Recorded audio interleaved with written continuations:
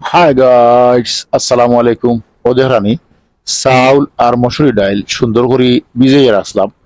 এখন সবকিছু পাত্রের মধ্যে সুন্দর করে পেঁয়াজ দিলাম, দিলাম কাঁচামরিচ, দিলাম আদা, দিলাম একটা ম্যাগি মশলা, এরপরে দিলাম কিছু ডাইলচিনি আর তেজপাতা, এলাচি দিয়া সুন্দর করে পরিমাণ মতো পানি দিলাম।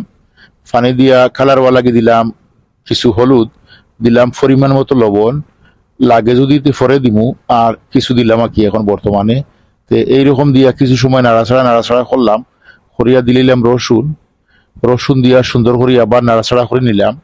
তো আলহামদুলিল্লাহ চুলাত বয়াইলাম, চুলাত বইয়া সুন্দর করে জাল দিতে আসি। আর ওদিকে দিতে আসি টমেটো দিলাম, একটা ফ্রিজও আসিল, বার করিয়া সুন্দর করে দিলাম দইয়া। আর দিলাম কিছু গাজর কুচি, দিলাম কিছু আলু খাটিয়ে রাখলাম ছোট ছোট করি। এরপরে দিলাম কিছু ছানা সিদ্ধ করা আছিল, সুন্দর করে দিয়া আমি বালা করি একটা রান্না করার চেষ্টা করবো। আলহামদুলিল্লাহ আপনারা দেখতে থাকবা আর দোয়া করবা ইনশাল্লাহ আমার রান্নাগুলা যেন সুন্দর হয় আর ভালো হয়, খাইতে যেমন একটা টেস্ট হয়। তো আপনারা ওরকম আমালা খান রান্না করে খাইবা। আমিও ওরকম প্রায় রান্না করি খিচুড়ি, পাতলা খিচুড়ি, সিলেটি ভাষায় করি এটারে পাতলা খিচুড়ি।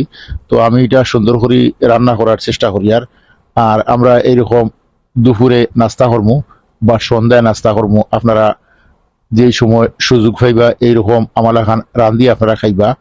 তো দোয়া ভালোবাসা রইল সেলিম ভাইয়ের পক্ষ থেকে। আলহামদুলিল্লাহ দেখতে থাকুক, আমি ইটারে সুন্দর করে রান্না করতে আসি আর ওদিকে ইটারে বালা করে নাড়াচাড়া করে দিলাম, যেটা উপরের গুলা নিচের গুলা একসাথে সিদ্ধ হয়, ও কারণে আমি একটু নাড়াচাড়া করে দিলাম। আর দেখতে দেখতে ভালো লাগা, আর ভালো লাগা থেকে ভালোবাসা, দারুণ সুন্দর একটা পাতলা খিচুড়ি রান্না হইব ইনশাল্লাহ। দিলাম কিছু 1 চামচের মতো টেস্টি সল্ট, দিলে একটু স্বাদ হয়। বড় থাকলে দিবা, না থাকলে নাই।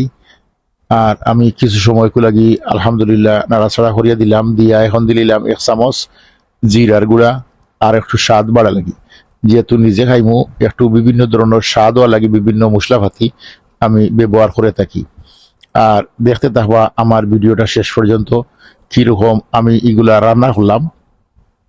তো আমি আলহামদুলিল্লাহ আপনার তো দোয়ায় বিভিন্ন সময় বিভিন্ন ধরনের রান্না বান্নার ভিডিও দিয়া থাকি। যদি কারো দেখতে অসুবিধা হয় কিংবা জিও হয়, তে আমার রিল ভিডিওগুলো আপনারা দেখে লইবা। আর আমি সবসময় ফেসবুকও ভিডিও দেই, ইউটিউবও ভিডিও দেই।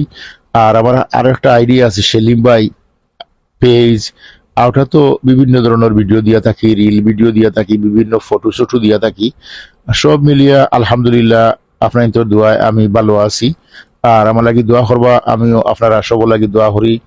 আর ওদের রানি টকবক টকবক করি এগুলা উতরাইতে আছে, প্রায় সিদ্ধই আইছে। তো আমি এগুলারে শেষে ডাইল কুটনি দিয়ে বালা করি গুটাইয়া দিব।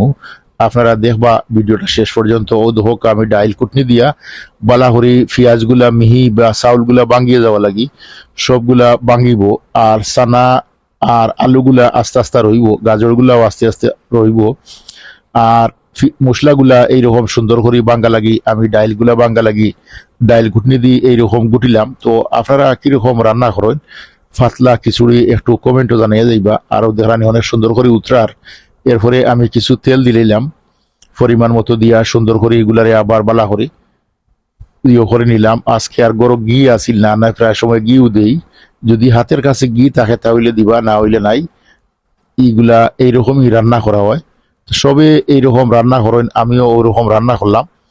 আর আমার কমেন্টও জানাইবা ইনশাল্লাহ আপনারা কিরকম রান্না করেন। আর ভিডিওটা আপনার ভালো লাগলো নি, ভালো লাগলে ওরকম আপনি রান্না করে খাইবা। দোয়া ভালোবাসা রইল সেলিম ভাইয়ের পক্ষ থেকে। আলহামদুলিল্লাহ ও দেহারানি আমি আরো 10 মিনিট লো আগুন দিয়া চুলার উঠে রাখবো, আর চাউলগুলা সুন্দর হইয়া ফুটিয়া আর অনেক ভালো লাগবো, অনেক স্বাদ লাগবো খাওয়ার পরে।